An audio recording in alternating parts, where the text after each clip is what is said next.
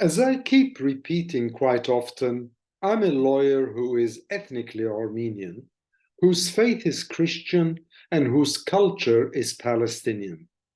Moreover, I'm thankful to France and to the UK for having offered me a welcoming and peaceful home since my boyhood years.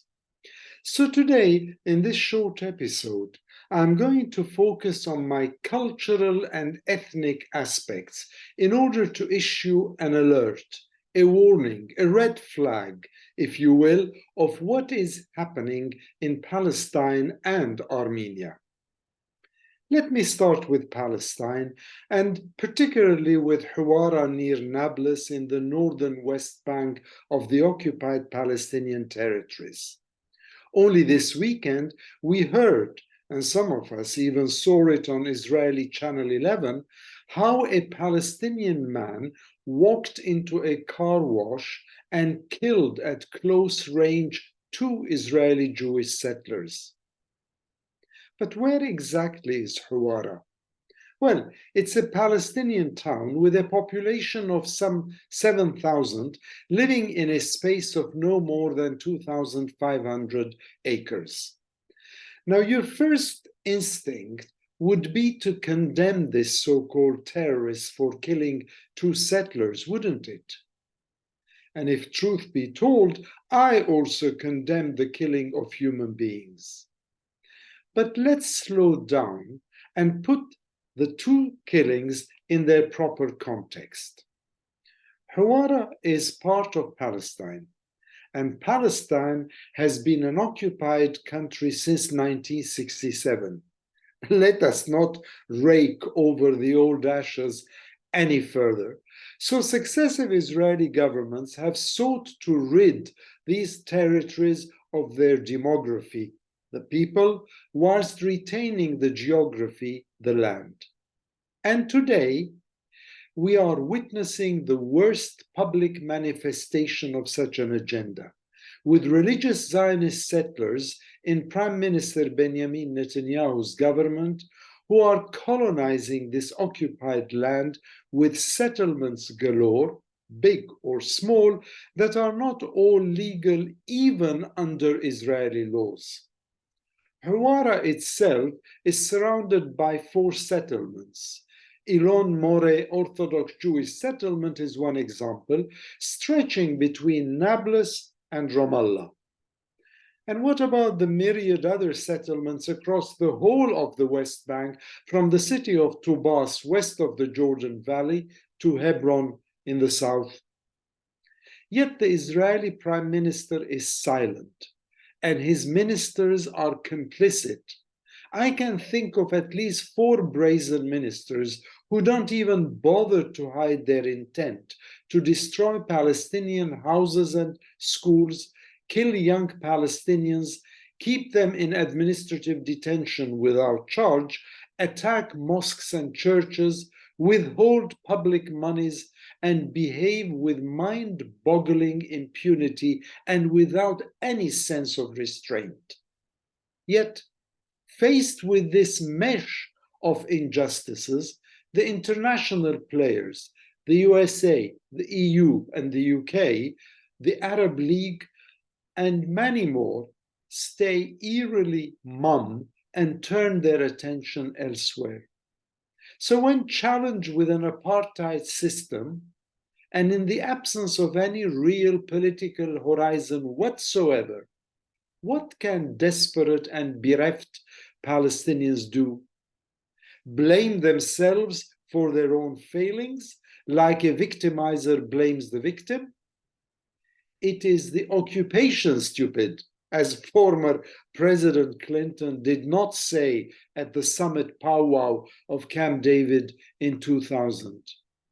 Yet this is an occupation that strives stealthily to annex de facto the whole of the occupied Palestinian territories, from north to south. And in the process, it also deprives Israel of the democracy it is so proud of.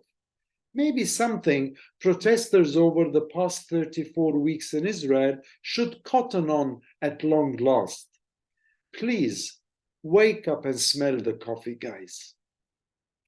And from Palestine, let me perambulate to Armenia.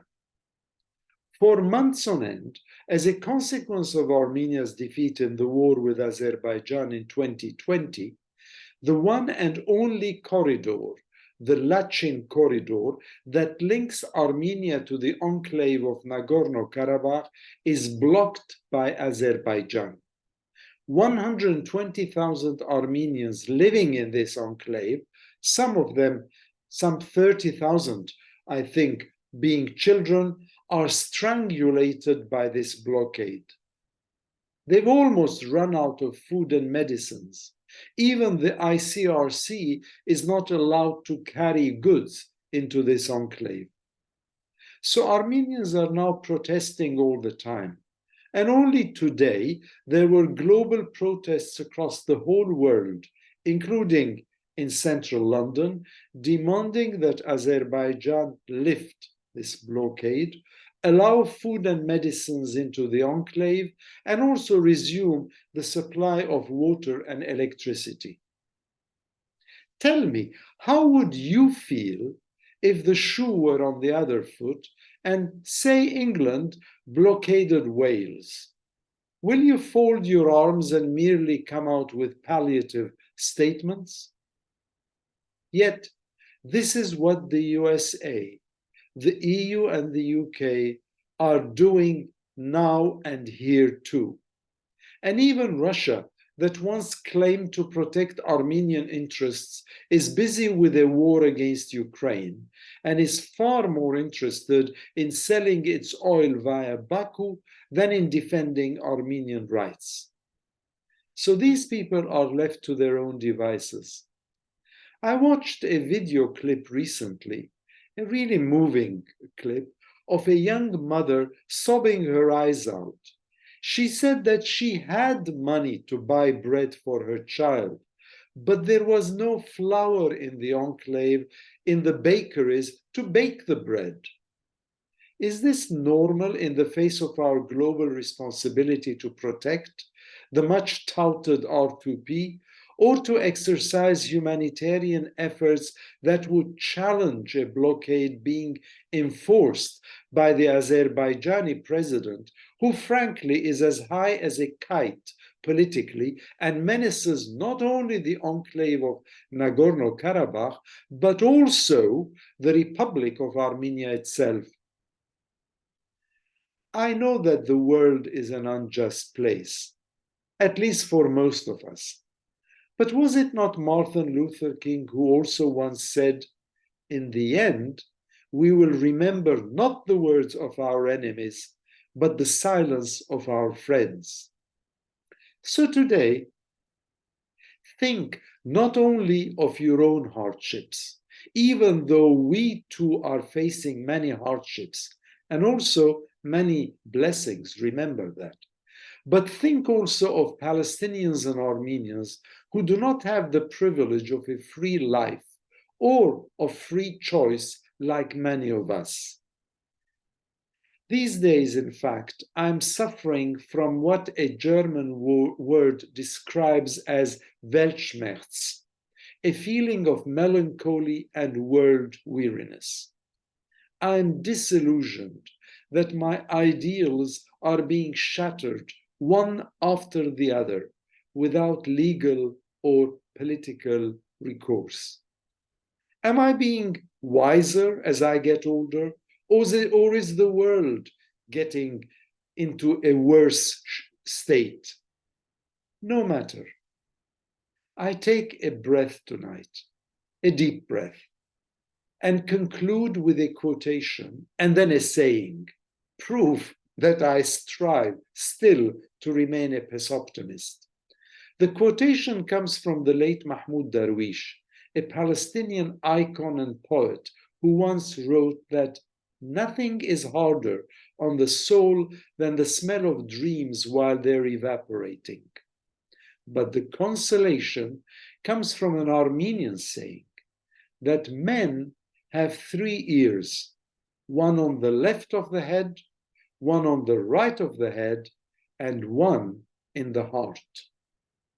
We all have dreams, and we all have ears.